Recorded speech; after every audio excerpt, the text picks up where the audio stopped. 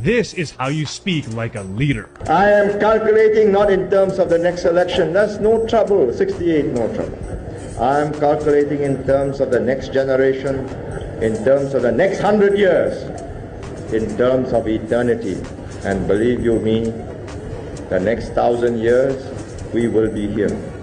I won't be here, but people like me and like my friends here tonight will be here. Recognizable, identifiable. 1,000 years from hence. 200 ஆண்டுகள் கழித்து என் இனம் எப்படி வாழணும் அப்படிங்கிற ஒரு கனவு. பசி, பஞ்சம், ஊழல், லஞ்சம், கொலை, கொள்ளை, சாதிய இழிவு, தீண்டாமை, அடக்குமுறை, ஒடுக்குமுறை, பெண்ணி அடிமைத்தனம், மது, மத போதை எதுவும் இல்லாத ஒரு தூய தாயகம் தமிழர் தேசம் படைக்கணும்னு ஆசை. இந்த பூமி உன்னுடையத, என்னுடையத, உலக உயிர்களின் உடைமை, தலைமுறை தலைமுறையாக வரக்கூடிய நம் சந்ததியினரின் பூமி.